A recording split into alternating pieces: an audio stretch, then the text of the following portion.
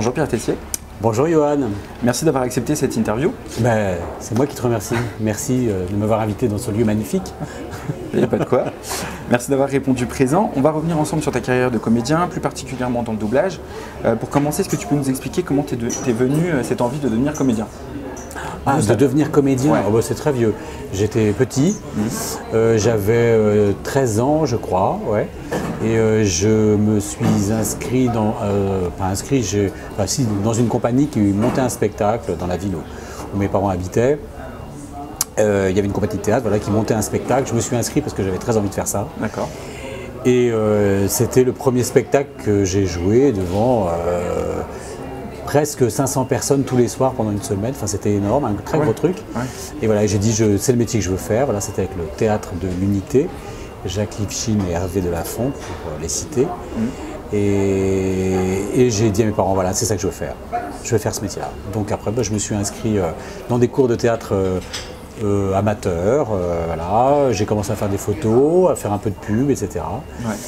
Et puis mes parents m'ont dit, ouais, c'est super, mais passe ton bac quand même. Donc je suis allé jusqu'au bac. C'est souvent ce que j'entends. Voilà. Et après le bac, j'ai fait une école de théâtre. J'étais chez Yves Pignot à l'EDA pendant 3 ans. D'accord. 2 ou 3 ans. 3 ans. Voilà. Et puis j'ai tenté le concours du conservatoire 2 fois. Raté 2 fois, admissible mais raté 2 fois. Et du coup, en fait, j'ai enchaîné tout de suite au théâtre. J'ai commencé à jouer une pièce. J'ai joué tout de suite une pièce qui s'appelle Charlie et la chocolaterie de Roald Dahl, adapté du bouquin de Roald Dahl. Ouais. Et j'ai tourné ça pendant au moins 2 ans, je crois. Ah oui. Ouais. Partout en France. Bon, j'ai joué ça. Puis après, j'ai joué d'autres trucs. Voilà, après, c'est la vie. J'ai rencontré des gens. Le métier, c'est une famille. Enfin, qu'on se crée petit à petit. Ouais. Et parallèlement, pendant que j'étais en cours de théâtre, enfin c'était à la fin quand même, grâce à une copine avec qui je travaillais dans ce cours, qui faisait elle du doublage, qui m'a dit un jour, tu veux pas venir avec moi assister à du doublage? Et j'ai dit, c'est quoi ce truc-là, je connais pas. Et voilà, je suis allé par hasard sur un studio à Épinay-sur-Seine, qui s'appelle Sonody, et je suis rentré là, sur ce studio, j'ai découvert ça, et je suis tombé complètement subjugué par l'exercice, par le côté magique de voir un film, ça parle en anglais, paf, on fait une prise et hop, les mêmes acteurs parlent en français. J'ai trouvé ça, je me suis dit, mais c'est génial de faire ce truc, voilà. Donc j'ai assisté, et j'ai fini par faire des essais, et voilà. Et puis ça a marché quasiment assez rapidement, en fait. Ouais. Voilà. Okay. Depuis, tu prêtes ta voix, entre autres, à Greg Germann, que tu as doublé à plusieurs reprises. Tu l'as commencé sur Ally McBeal.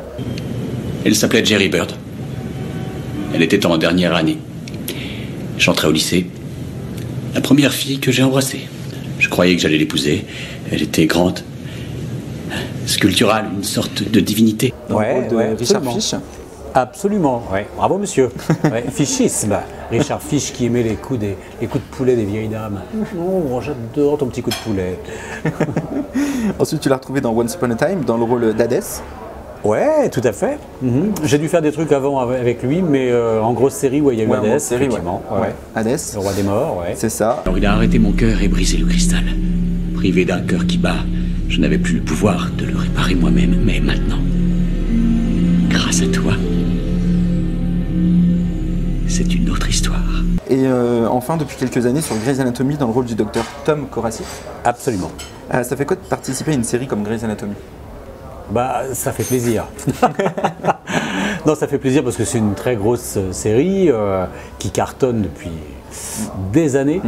Et oui, je pense que j'avais dû passer sur la série, faire un guest il y a plusieurs années, au début, dans les premières saisons. D'accord. Voilà, un rôle mais qui n'était pas resté, je ne sais plus ce que c'est, mais j'avais dû passer. Ah ouais? Oui, il me semble. Et du coup, je disais, je ferais bien, voilà. Bon, puis des années après, Korasik, Greg Germann arrive sur la série.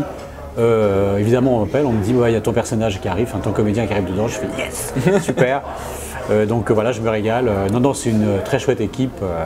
Sous la direction de Thierry Vermut qui est adorable et en plus Thierry on se connaît, on se connaît depuis très très longtemps aussi, Donc c'est plaisant, c'est vraiment plaisant, c'est familial, quoi, voilà. Okay. Deluca, voici Tom Korasik, chef de la neuro à Hopkins. Il a entendu parler de moi. Tu vois ces mains, Deluca? C'est grâce à moi, je devrais facturer chaque fois qu'elle s'en sert. C'est de loin le plus arrogant de tous les profs que j'ai eus, et je ne voulais pas l'appeler pour ça, mais... Dis-le. Tu dois le dire. À voix haute. C'est le meilleur. Exactement. Wow, j'adore. Du coup, tu l'as doublé à plusieurs reprises. Dans lequel de ces rôles t'as préféré le doubler? Alors, je pense que c'est Ali McBeal parce que le rôle était beaucoup plus présent quand même. Ouais. Et puis c'est ce qu'il a fait découvrir. Et puis la série avait un ton vraiment très nouveau à l'époque. C'était très novateur. Et puis il était déjà complètement décalé, quoi. Le rôle était complètement loufoque. Donc je me suis éclaté vraiment. Je me suis vraiment éclaté sur Ali McBeal. Voilà. Il refait un peu la même chose dans. Enfin, pas la même chose, parce que là, il est médecin, mais il a ce ton très désinvolte, voilà, il envoie tout le monde péter, il en a rien à foutre, machin, il fait comme ci, il fait comme ça. De toute façon, je fais ce que je veux, c'est moi le meilleur. Et il le dit comme ça, mais voilà, c'est très drôle à faire, quoi. C'est très drôle. Voilà. Dans la série Lucifer, tu doubles Kevin Alejandro dans le rôle de Dan Espinosa. Ouais. Quel souvenir tu gardes du doublage de cette série?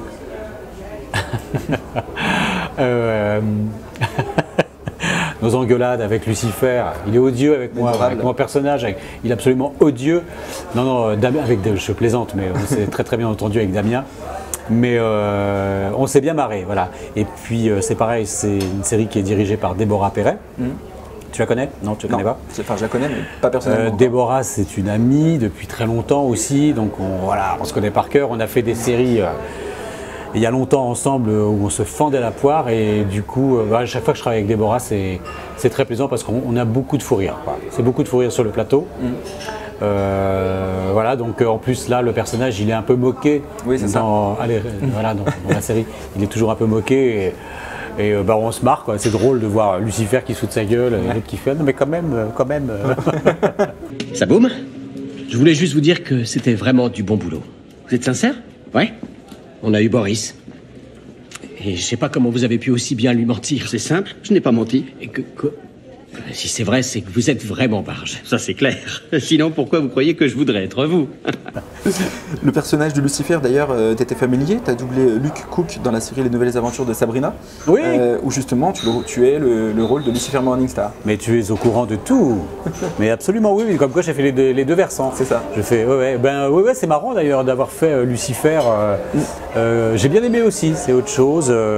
Qui est un Lucifer peut-être un peu plus sombre. Ouais, un peu différent. Un peu différent, voilà. Il est un peu moins rigolo peut-être que la série Lucifer. Ouais, moins exubérant. Ouais, moins exubérant.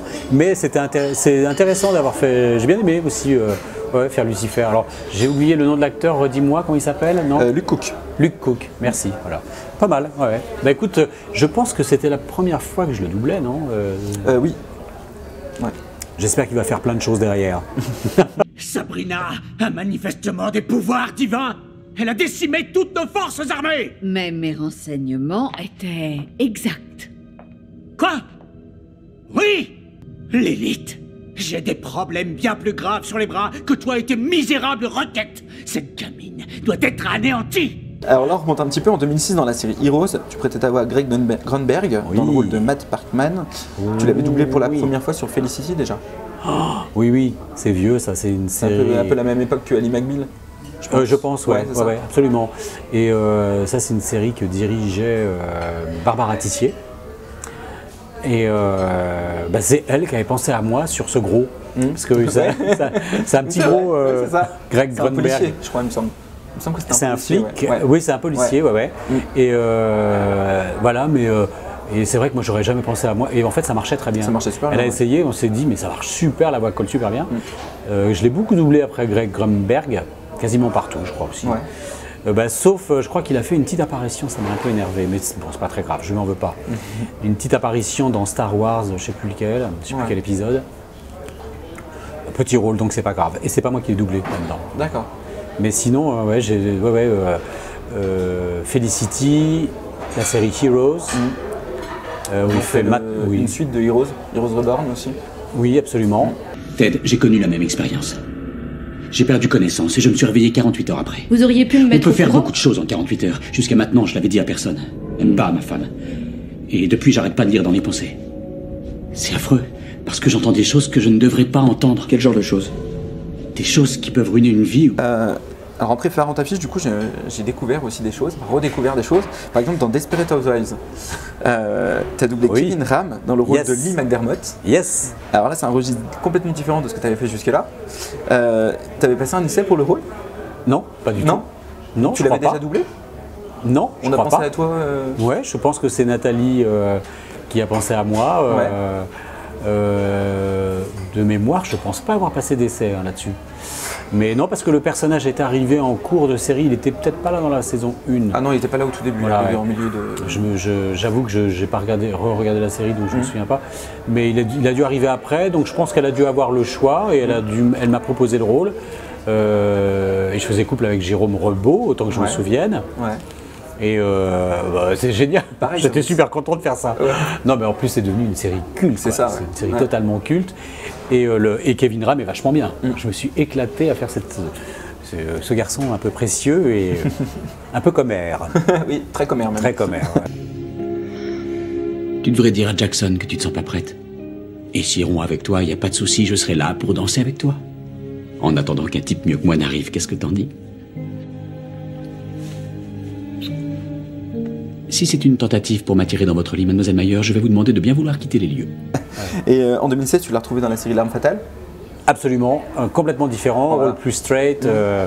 Il dirige les deux mecs. Voilà. Bon, la série a moins bien marché, celle-là. Ouais. Pourtant, c'était une belle série. Ouais. Dirigé par Pauline Brunel. Ouais, absolument. Et les deux acteurs principaux sont super. Bon, voilà. Après, il y a eu des histoires de production. On va passer là-dessus. Tout ça ne nous concerne pas, mais la série s'est arrêtée un petit peu trop tôt à mon goût.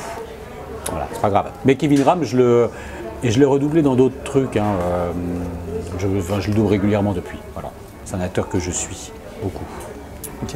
L'un de vous deux sait-il à quoi correspond ce numéro? Le nombre d'épisodes de Côte Ouest. Le nombre de chats dans votre appartement. Des poils. Le nombre C'était pas une vraie question. C'est ce que vos exploits ont coûté aux citoyens de cette ville en seulement 3 jours. Malgré cette somme absolument hallucinante, le procureur n'a pas demandé à ce que je vous mette à la circulation. Alors voilà ce que nous allons faire, vous allez vous faire discret. Et puis bien sûr, parmi les comédiens que tu doubles régulièrement, il y a Ryan Reynolds, Ouais. que tu as doublé à 23 Mais reprises. pas dans des séries. Non, pas dans des séries. Que tu as doublé à 23 reprises donc, au cinéma, dont les deux Deadpool, Ouais, absolument. qui doivent être particulièrement drôles à doubler. Ah bah oui, ouais. Deadpool, c'est une expérience géniale. Ça, c'est vraiment le cadeau. Hein. Ça, je dois dire, m'avoir offert ce rôle-là, enfin, m'avoir permis de doubler Reynolds dans ce rôle-là, c'est le rêve de tous les acteurs, je pense, qui font du doublage. C'est-à-dire de pouvoir dire des grosses conneries, de faire des grosses conneries, tout ça, enfin, de dire des trucs mais monstrueux qu'on n'a jamais le droit de dire ailleurs, c'est quand même, c'est génial, quoi. Ouais. Voilà. Ou encore plus récemment dans Free Guy et Adam à travers le temps, sorti cette année sur Netflix. Ouais, ça, ce sont les deux derniers films que Ouais. j'ai fait là cette année avec lui. Ouais. Quel est le film avec Ryan Reynolds sur lequel tu as préféré travailler et pourquoi? Bah, c'est Deadpool. Merde! Mon sac à munitions! On fait demi-tour? Non, y a pas le temps. Et puis merde, on fera ça. Il m'en reste 9, 10, 11, 12. Ça passe ou ça casse? On y est! Ça nous fera $27.50. Je prends jamais mon portefeuille quand je travaille. Ça me déforme le costume. Deadpool. Ouais. Deadpool, bah parce que c'est le premier. Enfin, je veux dire, j'ai adoré les deux, hein. Mais le premier parce que c'est tellement surprenant. Je ne savais tellement c'était nouveau, pas. du coup. Et c'était tellement nouveau, voilà. Et puis je savais pas. Moi, je connaissais pas du tout cet univers-là. Enfin, je connaissais pas Deadpool. Et donc j'ai découvert. Je me suis dit, mais est-ce que je vais y arriver d'abord parce que ça me paraissait écrasant. Et puis en fait, je suis rentré dedans comme dans un costume rouge. Ouais, ça tombe bien. Et puis je me suis laissé aller, quoi. Et puis il est tellement formidable. Voilà, il y a des ruptures partout. C'est très amusant à faire. C'est super à faire. Sur Ryan Reynolds, tu passes plus d'essais? Je passe plus d'essais, non. Non. Et du coup, sur Deadpool, ouais. pareil, pas d'essais non plus? Non, sur D'accord. Deadpool, il n'y a pas eu d'essais. Enfin, sur les 1 et 2, il n'y a pas eu d'essais. Je suppose qu'il y aura un 3. Je pense, ouais, peut-être. Je m'avance, hein, j'en sais rien, mais On espère, en tout cas. On espère, voilà, j'espère qu'il y aura un 3 peut-être l'année prochaine. Et les deux derniers, non, j'ai pas fait d'essai sur Free Guy ni sur. Adam à travers le temps. Si je voulais te faire du mal, je l'aurais déjà fait parce que, pour être tout à fait honnête, t'as vraiment une tête à claque. Ah, c'est trop... Cool! Ah, la balle m'a traversé, c'est trop cool, tant mieux. Attends une seconde, la balle, tu t'es fait tirer dessus. Ouais, enfin, non. Je me suis fait poignarder avec une balle. Mais qu'est-ce que tu crois, triple ordou? Ni Red Notice, ni je sais plus quoi, enfin bref. Ok. Ni Ryan Reynolds, quoi. Non, ça c'est top. J'adore. Là, on remonte encore plus loin dans le temps. En 97, tu travailles sur Titanic, dans lequel tu doubles Billy Zane, dans le rôle de Caledon Hockley. Ouais. Aujourd'hui, on connaît le succès du film, mais au moment du doublage, qu'est-ce qu'on ressent quand on fait le doublage? Alors, Titanic, c'est une très très vieille... c'est vieux, mais je crois que c'était ma première grosse expérience, on va dire, en doublage. C'est-à-dire que le film était très attendu, c'était Titanic quand même. Bien sûr. Et moi, c'était la première fois que j'allais travailler sur un film aussi important. J'avais pas fait de choses, j'avais fait des séries, des choses comme ça, des rôles secondaires sur des films, mais Titanic, j'étais super heureux d'être dessus. Voilà. D'autant que ça a été un peu compliqué au départ, les histoires de distribution. Bon, bref, moi j'ai fait partie de la distribution finale et j'étais ravi de faire le méchant. Non, c'était et puis c'était énorme. Il y avait on travaillait en double plateau. Ça a duré au moins 3 semaines. Ouais, c'était énorme comme production. Voilà, donc j'étais vachement content d'être là-dessus. Bon, et après, le film a cartonné, c'est devenu culte. Voilà, je suis content maintenant, je regarde, je dis ah ouais, putain, c'est moi encore.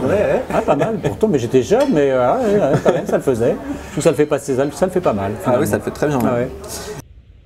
Je suis votre fiancée. Ma fiancée? Ma fiancée? Oui, vous l'êtes! Et ma femme! Ma femme en pratique! Si vous ne l'êtes pas légalement, alors vous allez me faire honneur. Vous allez me faire honneur comme une femme doit faire honneur à son époux. Parce que je ne vous laisserai pas vous moquer de moi, Rose. Billy Zane, tu l'as retrouvé sur plusieurs projets après Titanic, dont pour quelques épisodes dans la série Charmed. Dans le rôle du démon en rédemption Drake. Comme quoi, les démons, c'est ça. J'aime bien faire Satan, moi. Tu connaissais cette série? Charmed? Pas plus que ça. Donc je suis arrivé dessus, mais je la connaissais pas plus que ça. Mais voilà, comme c'est une série qui marchait bien, j'aurais bien aimé que mon personnage y reste un peu plus longtemps, mais bon, il a fait que quelques épisodes. Mais c'est bien quand même. Et c'est un ex-démon. Quoi? C'est une petite blague? Je croyais que vous aviez une certaine expérience en matière de démons devenus humains. Vous étiez marié à l'un d'entre nous? Oui, et j'ai divorcé. Comment vous le savez? Mais par la rumeur. Les sorciers bavardent autour de leur chaudron. Mais bon, vous pensez que c'est juste de juger les gens en se basant sur ce que la nature a fait d'eux? Tu as aussi doublé Jake Weber dans Medium, dans le rôle de Joe Dubois, Alan Cumming dans The Good Wife, ou encore Tim Dickey dans FBI Duo très spécial. Oui! Oh, mais tu connais toute ma carrière, c'est formidable. Parmi tes différents doublages, et y compris ceux qu'on n'a pas cités, lequel a été pour toi le plus difficile à réaliser?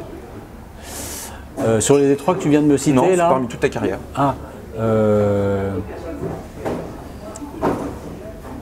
J'allais dire Deadpool, non, c'est pas difficile parce que ça me paraissait difficile, mais en même temps j'ai fait ça assez rapidement.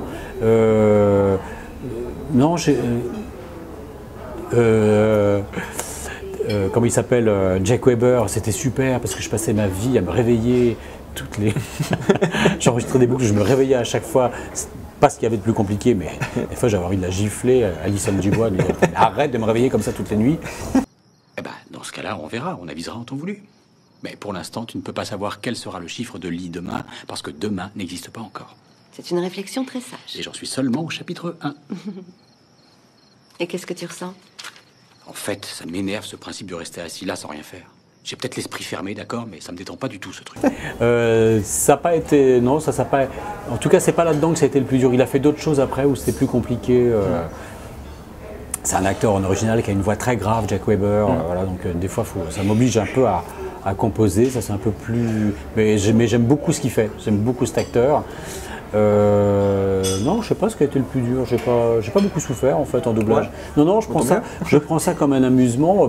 Ce qui est compliqué, en fait, ce qui est difficile, c'est plus si le texte français est mal écrit, ça peut arriver, ou si les acteurs sont pas très bons. Ça peut arriver. En fait, ça arrive plus souvent sur des fois on fait des téléfilms, qui sont des téléfilms de séries un peu B. Et quand les acteurs sont pas très bons, c'est ça qui est difficile. Mais quand on double des bons comédiens, et là tous les gens que tu m'as cités, c'est des bons acteurs, c'est pas en fait ça c'est pas très compliqué. Ce sont jamais les mêmes. Ce qu'on disait tout à l'heure, c'est pas les mêmes énergies. Ça. Donc ça change. Le caractère change, la façon de parler change, le rythme change. Ça peut être plus lent, plus rapide. Mais ça c'est ludique. Voilà. En revanche, quand l'acteur est pas bon, là, il faut trouver un moyen d'entrer dedans et que ça reste crédible. Ouais. Et ça, c'est compliqué. C'est ça qui est compliqué. Ok. Lequel t'as laissé le meilleur souvenir? Je pense que c'est Deadpool, du coup on en a parlé. Ouais, mais j'ai de très bons souvenirs. J'adore l'acteur anglais que tu m'as cité tout à l'heure. Alors Tim DeKay, j'aime beaucoup dans FBI. C'est un acteur qui tourne pas assez à mon goût, mais j'adore. J'ai adoré doubler ce mec-là dans FBI. Ouais. Et l'acteur britannique Alan Cumming. Alan Cumming. Ouais. Voilà. J'aime beaucoup Alan Cumming. Il me fait rire. Il a beaucoup de fantaisie. Je l'ai doublé il n'y a pas longtemps dans une série qui s'appelle Schmigadoon, qui est une comédie musicale en fait. D'accord.